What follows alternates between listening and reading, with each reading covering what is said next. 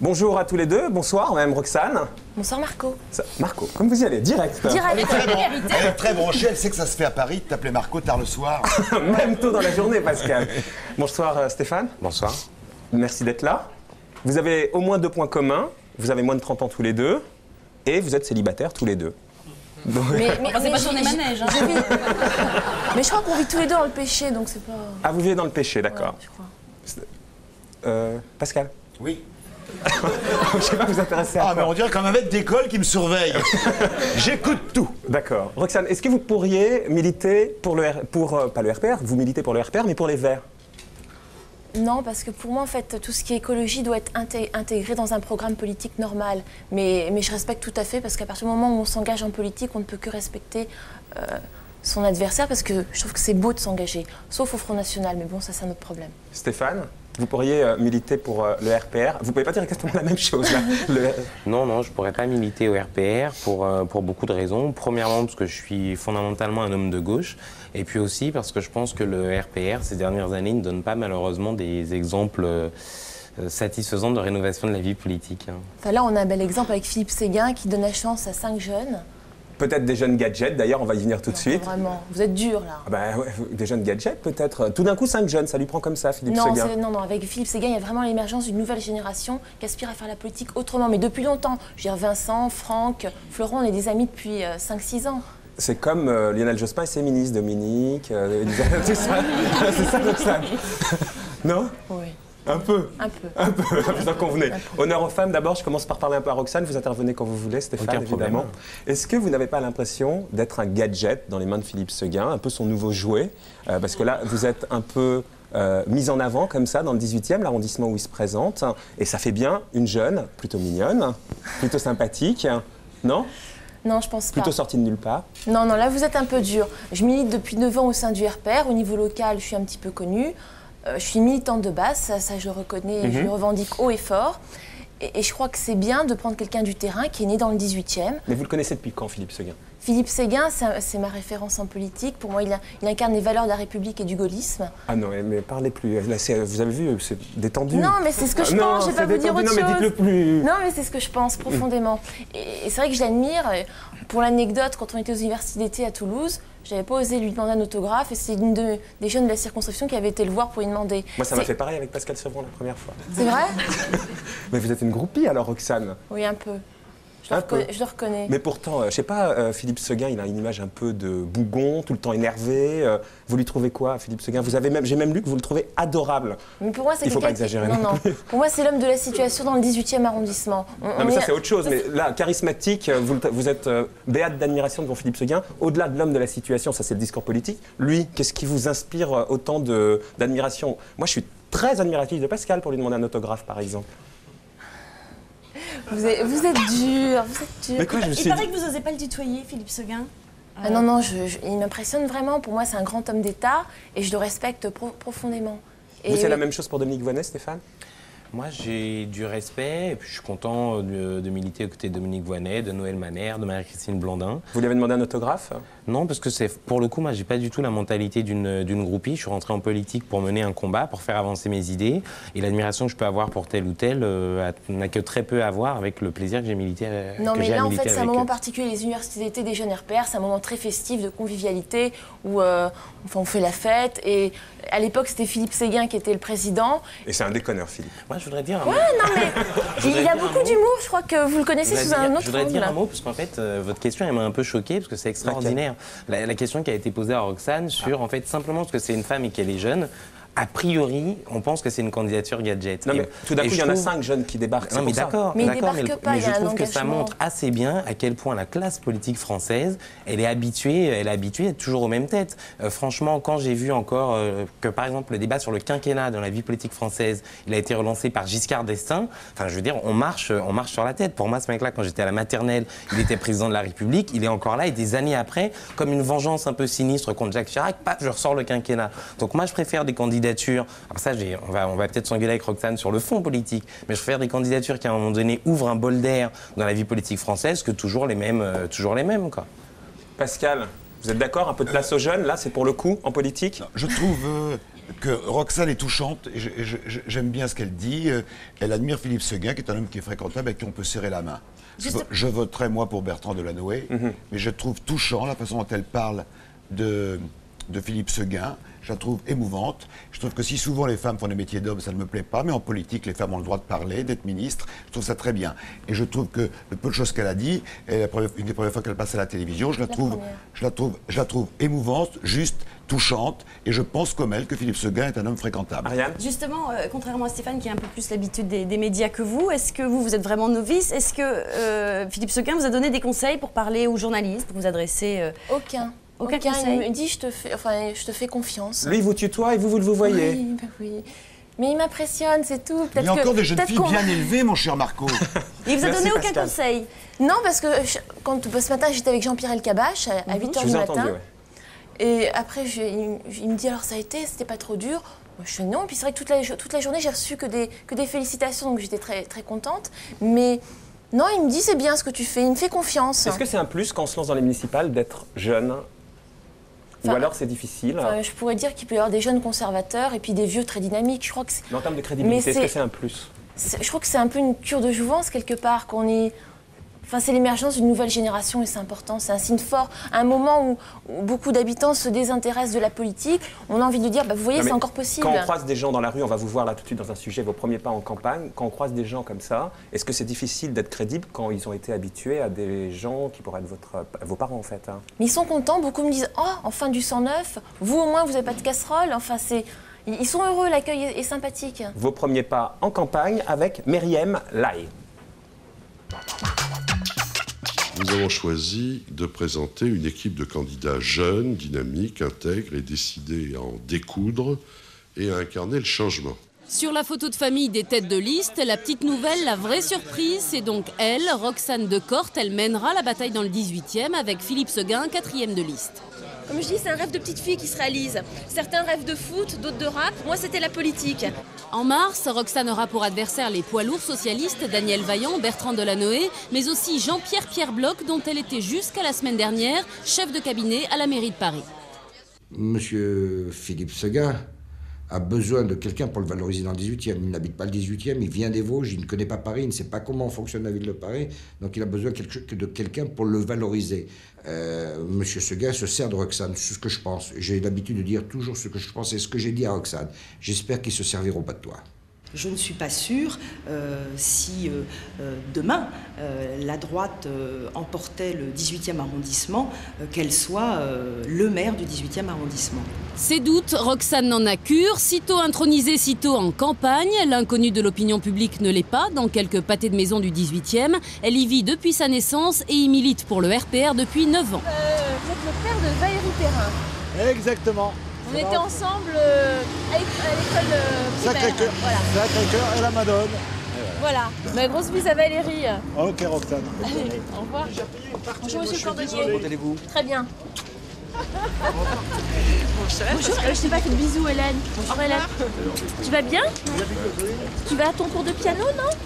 C'est le cours de piano, là, Sylvie? Roxane se bat pour son quartier, pour le 18e. Il faut lui faire confiance. Je l'ai connue toute petite.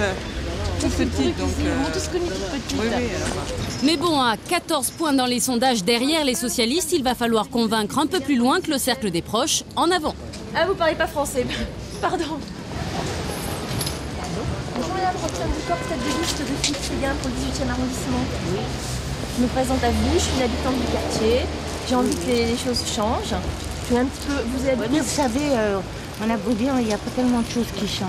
Parce que vous savez, les gens qui sont tout en haut, ils ne voient pas ce qui se passe en bas, mais ou justement, de loin. Philippe Séguin a pris une enfant de ce quartier qui est née ici. Enfin, moi, je suis née ici, j'habite depuis 29 ans. Et c'est un signe très fort pour ces quartiers populaires d'avoir pris quelqu'un originaire d'ici. Vous allez me faire confiance quand même, je suis une enfant du quartier. Je me battrai pour que vous me fassiez confiance. J'en sais rien si je veux faire confiance.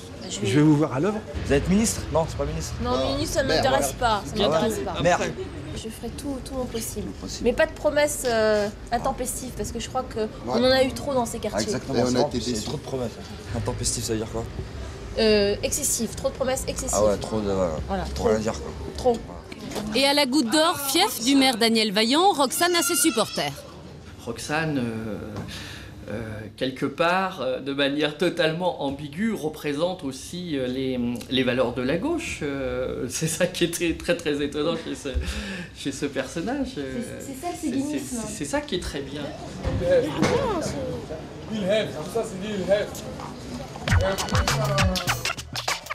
Roxane, vous vous trouvez convaincante ou vous pensez avoir des progrès à faire, ce qui serait normal? Je crois que j'ai encore des progrès à faire, parce qu'habituellement je suis sur le terrain avec mes petits tracts tranquilles. Et puis c'est vrai que quand on a quelqu'un avec une énorme caméra, puis un micro qui ressemble à une énorme moumoute, c'est pas évident quoi. Les gens ils sont un peu impressionnés, ils n'ont pas tous envie de passer à la télé non plus. Donc c'est pas évident. Maintenant que justement vous baladez dans la rue, que vous serrez des mains, que vous parlez aux journalistes, est-ce que vous avez un peu modifié votre look, votre façon de vous comporter? Est-ce que vous... Pas du tout. Vous êtes resté totalement naturel? Stéphane, vous la trouvez convaincante comme ça? Ouais, c'était un reportage très très court, je l'ai trouvé convaincante, j'ai trouvé que le couplet un peu sur je suis une enfant du 18e arrondissement, ça faisait, bon, pour moi c'est pas un argument parce qu'au-delà de ça, non, c'est bien de le dire, au-delà de ça je pense qu'elle devra faire ses preuves pendant la campagne, mais comme tous les candidats. Ça doit être dur d'être derrière Philippe Séguin, parce que si vous perdez, si la droite perd dans le 18e, on a compris, il ne pourra pas être maire de Paris. Vous sentez les épaules assez larges, vous n'avez pas peur de cette responsabilité soudaine?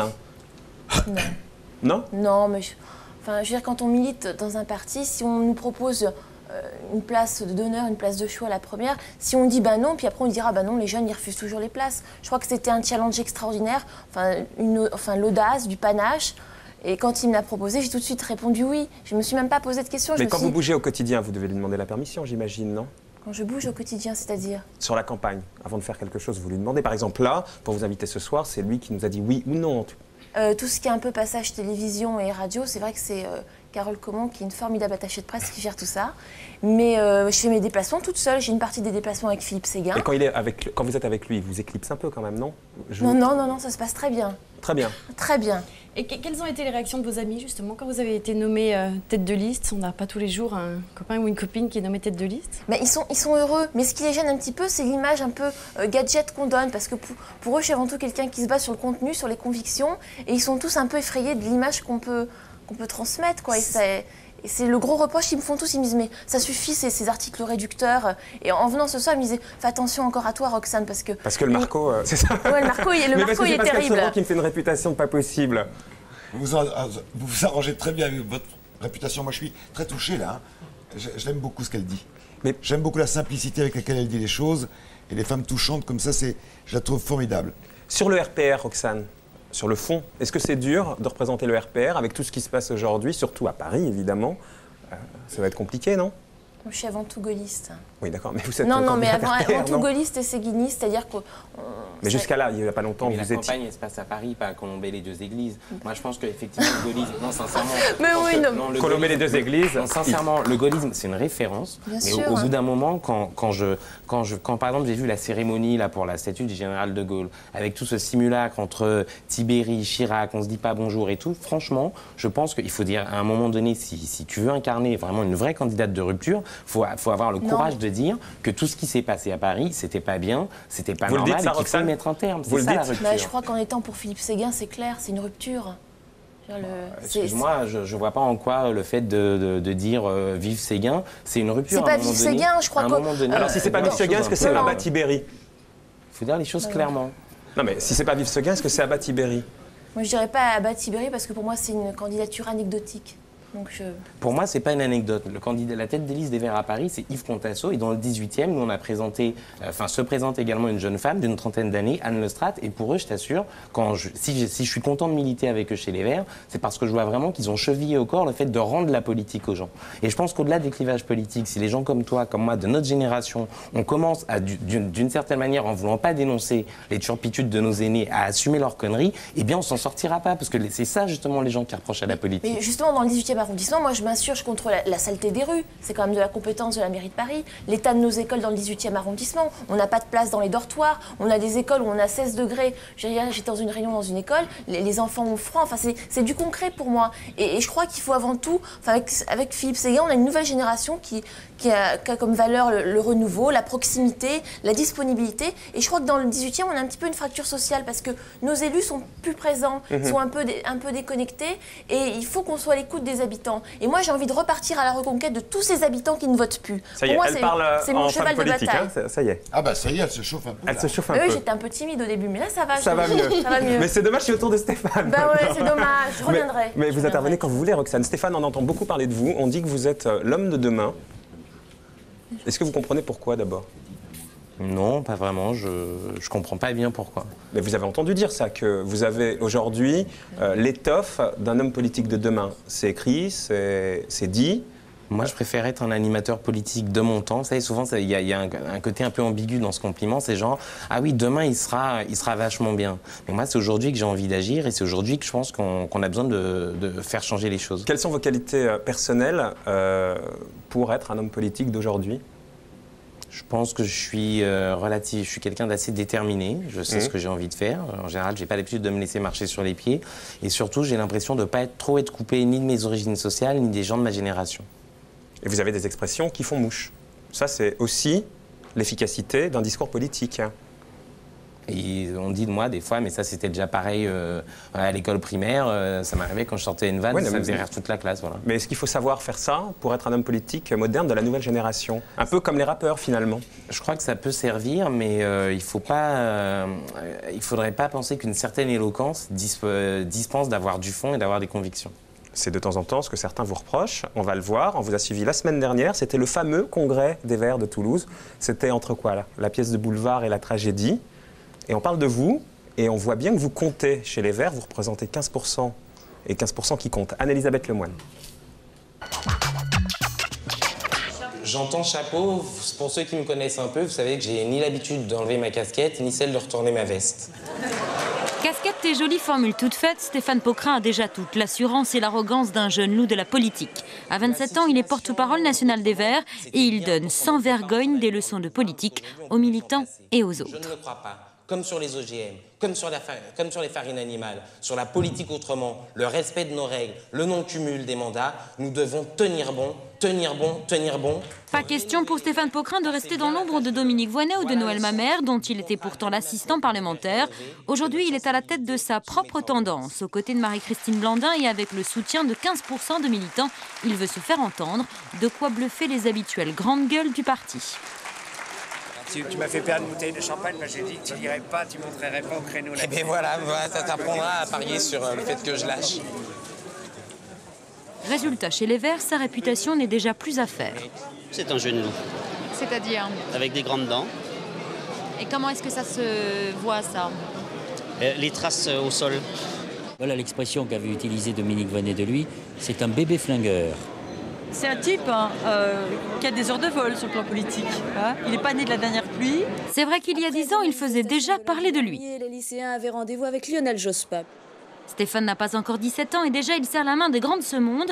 En 90, il est un des lycéens désignés pour négocier avec le ministre de l'Éducation de l'époque. Et déjà, on sent la graine de l'élément perturbateur. Dans beaucoup de réponses de M. Jospin, en fait, au lieu de répondre directement à la question, il s'est contenté de faire un énumératif de ce que lui avait fait depuis qu'il était là. Ah oui ? 5 ans plus tard, c'est avec la casquette de président d'une association de jeunes téléspectateurs qu'il sème la pagaille sur un plateau de télé. Et Philippe Bouvard ne lui fait pas peur. Écoutez, c'est grave ce qu'il dit, parce qu'on est dans un pays où on a assassiné Ibrahim Ali, on a noyé un arabe dans la Seine. On n'avait pas le droit de dire ça, monsieur Bouvard. Il y a des... Excusez-moi, non, ce n'est pas ridicule. Ce n'est pas ridicule. La télévision, à mon sens, elle a une responsabilité. Monsieur, on raconte des histoires belges, des histoires juives. Depuis, le jeune Black et sa casquette sont entrés en politique pour de bon. Mais comme dans le temps, dès qu'il y a une empoignade, Stéphane Pocrin n'est jamais bien loin. Les gens ne sont pas d'accord. Il y a deux choses. Vous ne pouvez pas rester à l'extérieur. Yves, franchement. Dimanche dernier, au Congrès des Verts, il a tenu tête à Dominique Voynet et à ses amis en refusant de les soutenir, quitte à irriter, à rester à l'écart et à s'attirer des reproches.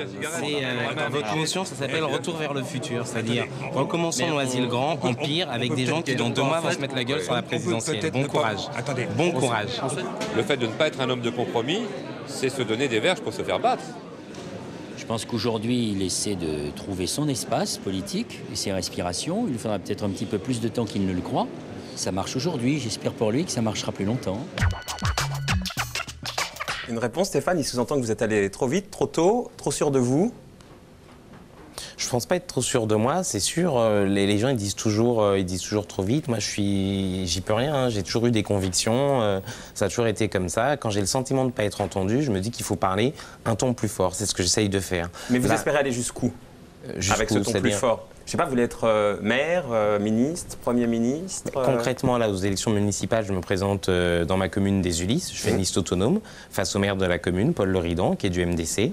Donc voilà, c'est déjà un premier. Ça, c'est pour aujourd'hui. C'est déjà un premier demain et après-demain. Rendez-vous. Et puis demain et après-demain, je dirais, j'ai des ambitions personnelles, c'est vrai, mais j'ai aussi des ambitions pour mon parti. C'est-à-dire que. Non, mais là, ce qui m'intéresse, c'est vous, votre génération politique. Personnellement, c'est quoi vos ambitions? Moi, j'aimerais bien un jour être élu député. Et puis surtout, moi, mon ambition, c'est de savoir comment, avec un petit parti, les Verts, comment on arrive à participer à la refondation de toute la gauche. Ça m'intéresse. Je pense que c'est une belle aventure. Et si je peux surtout arriver à faire passer une idée simple, qui est celle de l'écologie populaire, de dire que l'écologie, c'est pas un sport réservé aux riches, et que c'est d'abord pour les gens qui sont les plus touchés par la crise écologique et la crise sociale que les Verts doivent militer. Je pense que si déjà je réussis ça, je serais très content de moi. Vous êtes plutôt atypique dans le milieu de la politique. Vous êtes black, vous avez une formation de danseur hip-hop. Vous avez sans arrêt une casquette vissée sur la tête. Vous tutoyez facilement. Est-ce que vous ne cultivez pas un petit peu ce personnage? Écoutez, par exemple, le fait d'être noir, je vous jure, je fais pas de Serge Dubé. Mon âge, de Ceci dit, la casquette, il faudrait l'enlever. Si mon âge, ça va passer. Tout ça, c'est de la forme, c'est de l'apparence. Sur le reste, mes convictions, je vous assure, elles sont chevillées au corps. C'est pas, nées d'hier. Est-ce que la soif de pouvoir et l'envie de médiatisation, ça compte pour vous? Moi, on m'a dit par exemple que votre maman, elle découpe tout ce qu'il y a sur vous, elle enregistre tout. Comme la mienne, remarque. C'est pareil, mais la mienne, pareil. Et ben alors, mais sauf que toutes les mères sont comme ça ou alors elles sont pas normales. Mais peut-être pour un homme politique, est-ce qu'on a l'impression que ça compte peut-être pour vous plus que pour les autres, l'image que vous donnez, non? Moi, je crois que la question de la reconnaissance, c'est quelque chose qui compte, qui est peut-être un des moteurs, de l'action. Mais j'ai pas l'impression d'être plus. Justement, est-ce que ça compte d'autant plus une revanche sociale? Non, moi, j'ai pas de revanche à prendre. Hein. Je pense que, par contre, des fois, j'ai l'impression que la société a visiblement une revanche à prendre vis-à-vis d'un certain nombre de gens qui, comme moi, ont grandi dans les quartiers. Je me dis, mais qu'est-ce qu'on a bien pu leur faire pour qu'on soit assignés à résidence dans un certain nombre de quartiers, pour que c'est nous qui subissons pour que ce soyons nous qui subissons le plus l'échec scolaire. Et d'une certaine manière, moi, pourquoi je fais de la politique? Une revanche sociale je vais vous dire pourquoi je fais de la politique plutôt qu'autre chose. Moi, j'étais à l'origine, je suis passionné par le théâtre, la danse, le hip-hop, ces trucs-là. Mais à un moment donné, je me suis dit, c'est trop facile. Il y a toujours des endroits où on cantonne les Noirs et les Arabes. Et le monde politique aujourd'hui fonctionne, vous savez, comme ces discothèques qui laissent les Noirs et les Arabes à l'entrée. Pas tous, hein. Il y en a quand même beaucoup. Et donc j'ai envie de dire à un moment donné, s'il faut aussi forcer cette porte-là, il faut le faire. Mais c'est la même question que la lutte pour la parité pour les femmes. Et le problème, c'est pas qu'il y ait plus de femmes parce qu'elles seraient plus douces ou plus de Noirs parce qu'ils seraient plus noirs. C'est pas ça le problème. Le problème, c'est de décadenasser le monde politique pour que faire de la politique, je finis, ce soit plus un homme blanc de plus de 50 ans issu des classes les plus bourgeoises. Et pour ça, il faut un discours peut-être plus du moment. Et quand vous dites, par exemple, le pouvoir ne se donne pas, il se prend, ou par exemple, Ariane, on a relevé une petite note que vous avez rédigée sur les sénateurs. Vas-y, Ariane. Oui, en disant, les sénateurs ont donc voté contre la parité. Plus je vois ces gens-là, plus j'aime les pitbulls. Tout est bon pour conforter la domination masculine. Faut-il leur en vouloir? Leur monde s'est écroulé il y a 30 ans dans le fracas des mouvements d'émancipation féministe. Triste mal. À la Saint-Valentin, ils offrent un aspirateur dernier cri à leur épouse. Le 8 mars, jour de la femme, ils accepteront peut-être de faire la vaisselle, mais à la sauvette pour que leur fils ne les voit pas. Ces gens-là sont toujours en retard et il y a peu de risques pour que je les invite à partager ma table, pas même pour un dîner de cons. Stéphane Pocrin. La nouvelle génération, c'est un peu ça, c'est un discours peut-être plus pushy et peut-être là, de temps en temps, caricatural aussi. Je pense que de temps à autre, il ne faut pas hésiter à forcer le trait, mais franchement, le Sénat, vous connaissez le Sénat. Oui, mais le Sénat, c'est pas que des vieux croutons non plus. C'est quand même beaucoup ça, et souvent on se demande. Vous savez par exemple qu'au Sénat, la moyenne d'âge, c'est à peu près la même qu'à l'Assemblée nationale. Hein. Oui, sauf que lorsqu'on voit en général le type de vote des sénateurs, on s'aperçoit bien aujourd'hui qu'ils représentent la fraction la plus conservatrice de la société. Mais quand vous écrivez ça, c'est juste pour vous marrer? Non, c'est pas pour me marrer, c'est qu'à un moment donné, je pense qu'il faut bousculer, et que si moi je le dis pas, vu que visiblement en politique, il y a beaucoup de gens qui sont dans des situations où ils sont bien installés, si moi je le dis pas en tant que militant vert, en tant que porte-parole des Verts, si le rôle des Verts dans la société française, c'est pas d'être subversif, mais qui va le faire? Quand on dit bébé killer, bébé tueur, ouais, vous vous reconnaissez là-dedans. On a dit bébé flingueur, faut remettre dans son contexte, parce que j'avais parlé des pépés flingueurs à propos des polémiques entre Noël Mamère et d'accord, mais bébé flingueur, est-ce que vous vous reconnaissez là-dedans, un bébé flingueur? Fondamentalement, j'ai pas le tempérament d'un flingueur. Moi, pour réussir en politique, je me suis juré une chose, c'est que je ne réussirai pas en politique en écrasant les têtes des gens autour de moi. Pour terminer, on ne va pas revenir sur le Congrès des Verts, on a tout lu cette semaine. Pour vous, quel est le meilleur candidat vert à l'élection? Je pense que Noël Mamère est un excellent candidat s'il sait se donner les moyens de convaincre l'ensemble des Verts. Très bien.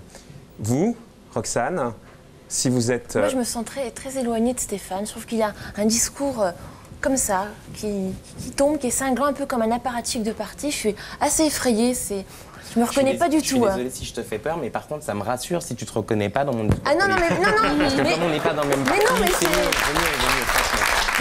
Je sais pas, j'imagine mal une femme qui se reconnaisse, oui, la politique, oui, il faut que je coupe telle tête. Moi, ça me Michel Alliot-Marie, attendez, attention au micro, vous n'avez pas l'habitude, mais à chaque fois ça fait des pom pom. Michel Alliot-Marie, elle coupe des têtes. Hein.